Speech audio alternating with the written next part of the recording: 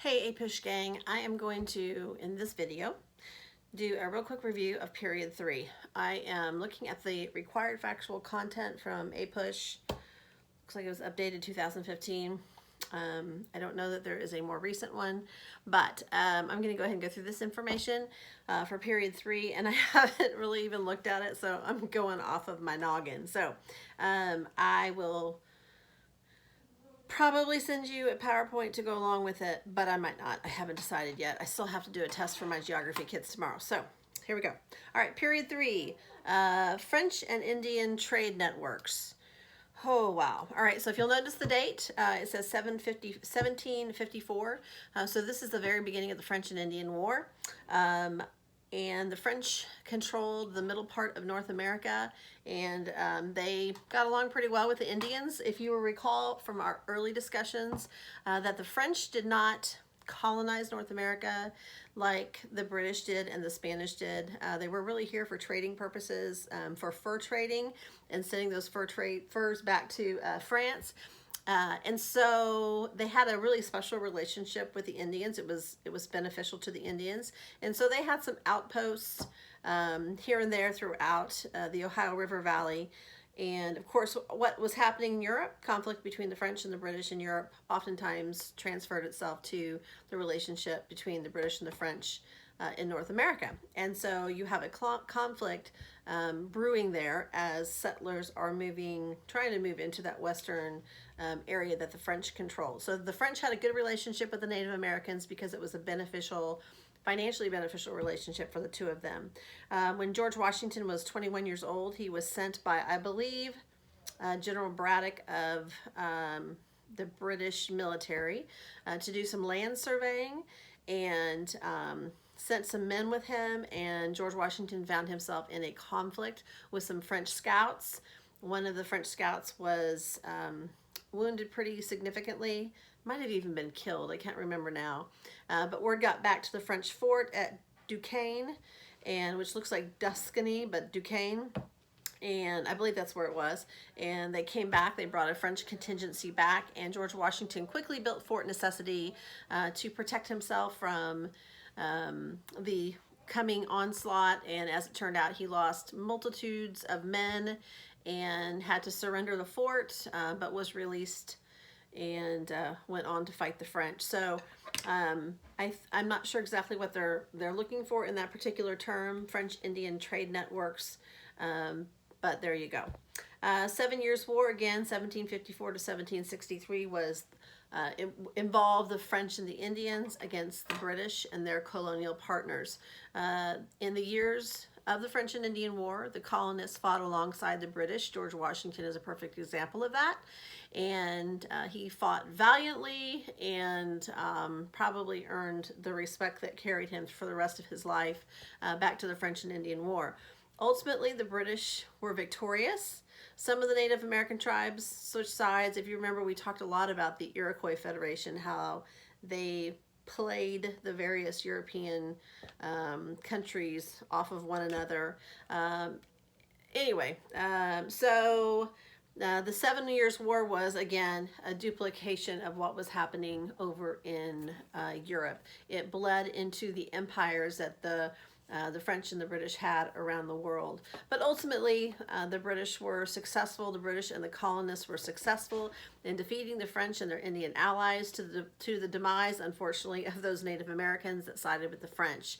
In response to this victory, many settlers that lived along the border there, the Appalachian Mountains, began to spill over into the western parts of the Appalachian Mountains, into area that formerly had been controlled by the French.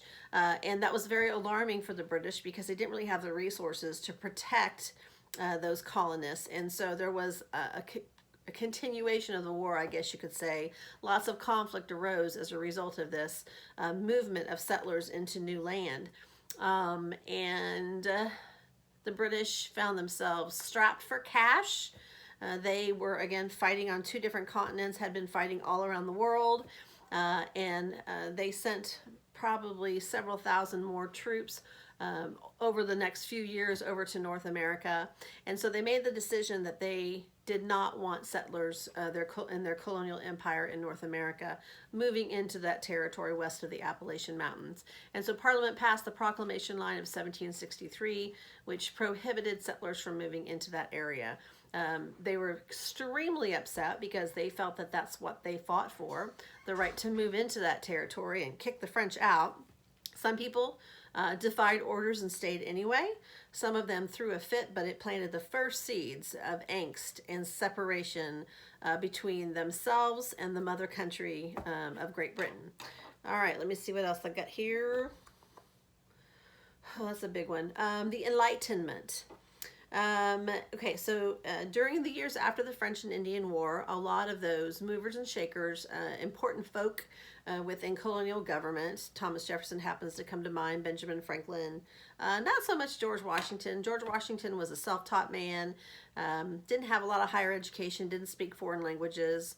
Thomas Jefferson, on the other hand, had a very fine upbringing, spoke many languages, was a very avid reader. Not that George Washington wasn't, but Thomas Jefferson prided himself on his literary consumption and the books that he read and the authors that he read. And he was very much a part of that Enlightenment thinking.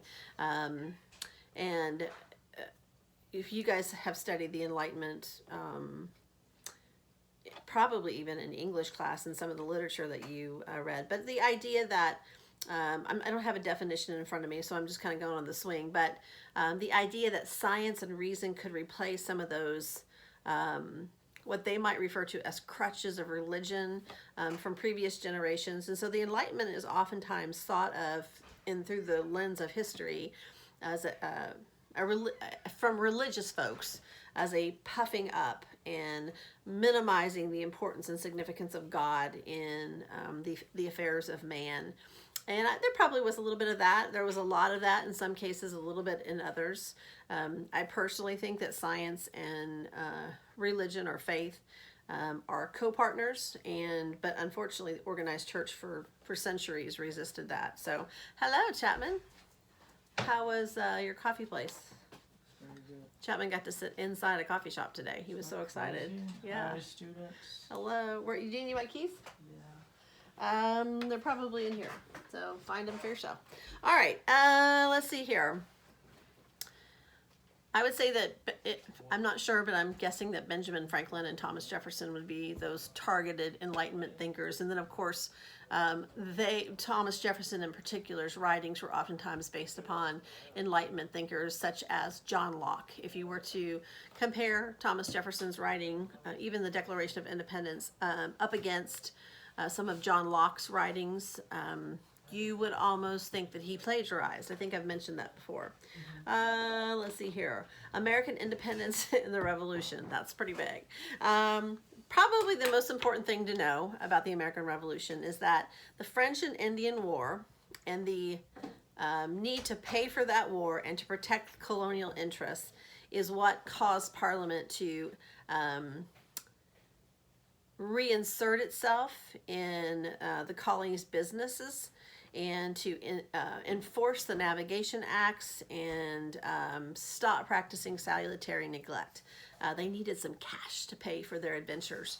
And colonists were a little bit startled by the fact that the British had determined that they were now going to tax their colonists. You begin to hear the whispers of no taxation without representation because the colonies were not per se represented in Parliament. If you recall the virtual representation we talked about, that even in England, areas of the island did not have a specific representative representing them in Parliament. However, members of Parliament would say, well, in extension of where I serve, I also represent people in other areas. And so consequently, members of Parliament virtually represented parts of the British Empire abroad. Well, of course, the colonists weren't buying that because they didn't actually physically have a voice in Parliament arguing on their behalf. And so the Stamp Act, the Sugar Act were things that were instituted to raise funds to support the British effort in colonial America of protecting them against the Native Americans. and whatnot, and the wars that they were practicing abroad became a huge sticking point, and the colonists began to rebel in a variety of ways. The most successful way was the boycott, with each act that Parliament passed after 1763 to collect taxes on the citizens. With each of those, the members of the 13 colonies boycotted British goods. And as you recall, within the mercantile system, colonial properties or territories were mini markets for the British goods. And remember, the British wanted to sell their goods to those colonies and take their money and put that money into their bank and continue to enlarge their bank. And the raw materials that their colonies provided for them were then sent to England, where they made things that they sold back to the colonies. In fact, there were lists and lists and lists of things that the colonists were not allowed to manufacture or produce or make on their own. They had to buy it from England. There were things that the colonies, raw materials and products that they produced on their farms and such, that were not supposed to be sold anywhere but to England or on an English ship, where it would pass through an English tax port, where they would have to pay a tax for the product. And so it was all about getting money back to England. And so the colonies existed for that reason. And so the boycotts worked effectively because British merchants were losing a lot of money at a time when they couldn't afford it. And so most of the taxes that were passed through Parliament eventually were repealed successfully. And Americans were happy, colonists were happy again to be governing themselves, stay out of our business. But the tensions again continued to grow. And the one thing that King George III was not willing to give up was the tax on tea, generally speaking. And so the East India Trading Company was going out of business. It was filing bankruptcy because of the worldwide economic crisis that the Brits had been involved in at that time. And the king ordered the tea from the East India Trading Company to be sold or sent to the Americas, and basically ordered that only tea from the East India Trading Company could be purchased by the colonists, again controlling those markets. And they were going to give them a stellar price for it. It would be cheaper to buy that tea than to buy tea from some other country, but it was the principle of the matter. And so I believe it was 4 large ships went to 4 large city ports across the eastern seaboard. And the only one that made it to market was the ship in Boston Harbor in, think about this, 1773. And the governor of Massachusetts, which was appointed by the crown, he ordered that the tea be disembarked off those ships and taken to the various retailers where it would be sold. So basically an indirect tax. And the Sons of Liberty, upon hearing of this decision, even though they protested it, dressed up as Indians and howled and screamed and went down to the port and dumped the tea into the harbor. That's probably the best example of the level of protests that were getting stirred up in the colonies. And so most of the trouble did happen up in New England and the Boston area. And so Parliament and King George were horrified and angry and furious, and they shut down Boston Harbor in response to the Boston Tea Party and said, you are not getting your harbor back open until you pay for the loss of all of this tea. It was millions of dollars worth of lost revenue for the crown, who was a investor in the bankrupt East India Company. So it's always about money when you boil it all down. So that's an example of the level of tension that was growing. And of course, in response to the Boston Tea Party, the Brits also sent more redcoats over, who were living amongst the people of Boston, living in their homes, boarding in their homes. And so they were essentially on lockdown, kind of like we are or we were. Okay, let me see what else is here. Ultimately, the American Revolution the big events that I look at leading up to the American Revolution, of course, the French and Indian War, the taxes that followed.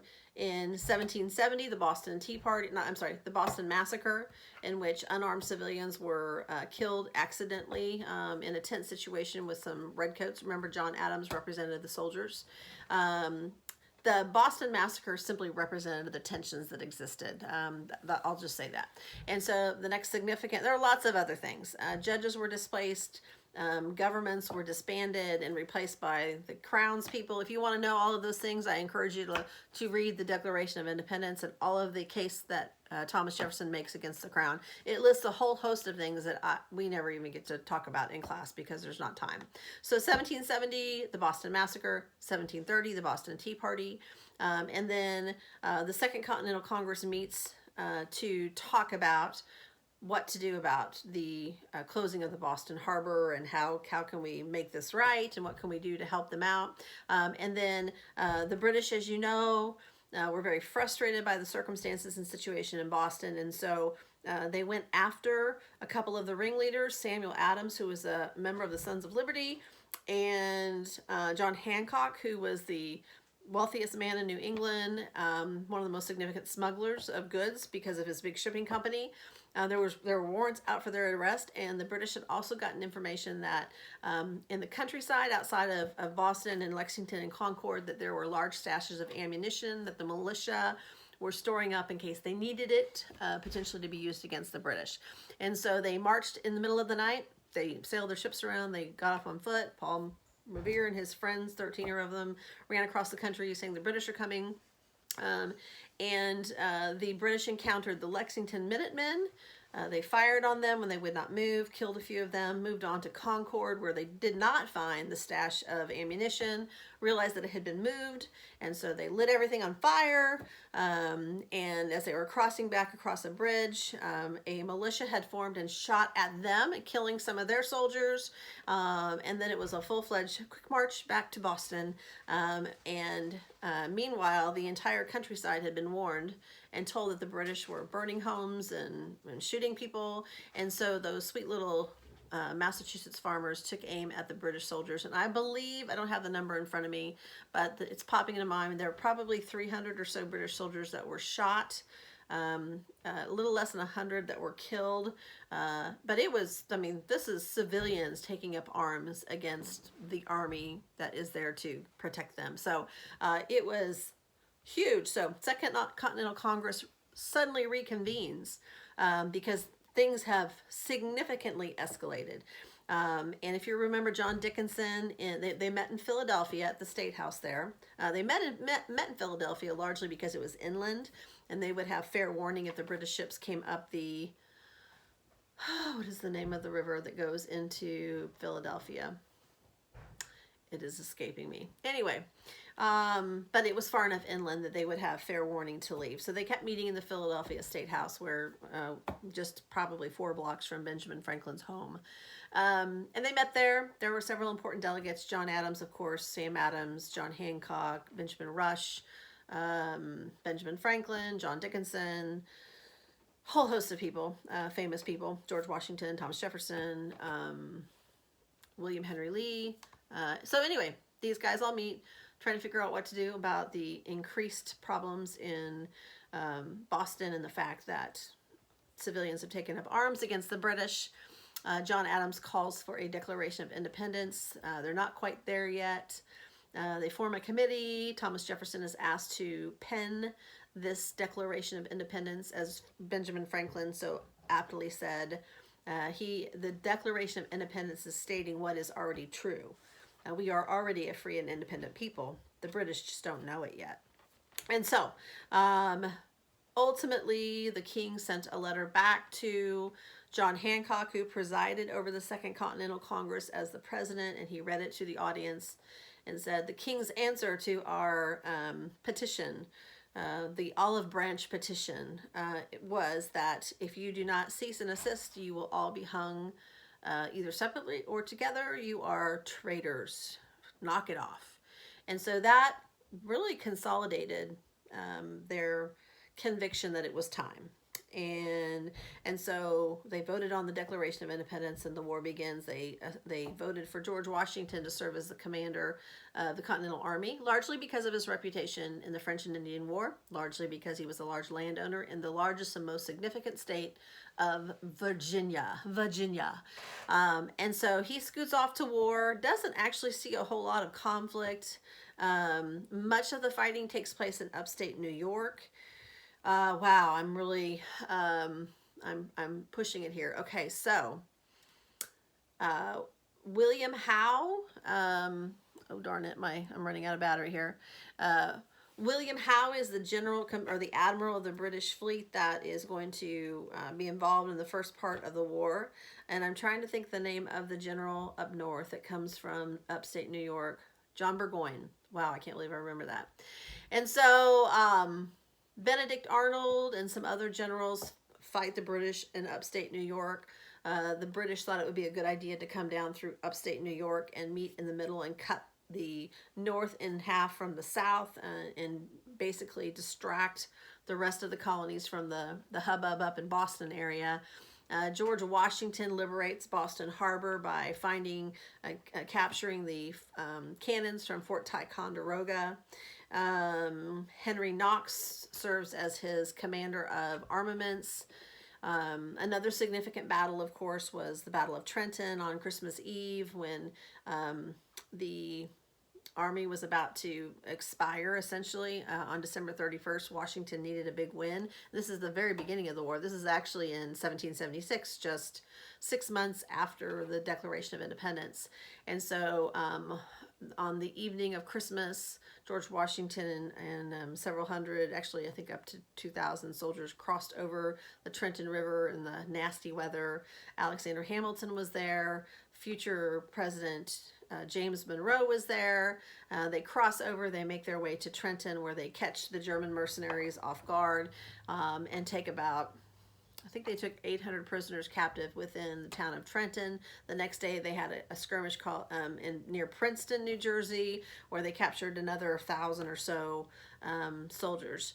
German mercenaries primarily at that time. And so that's a huge victory for George Washington. And then just about a few months, a year later, the Battle of Saratoga in upstate New York, that's where John Burgoyne decided to come down through the woods.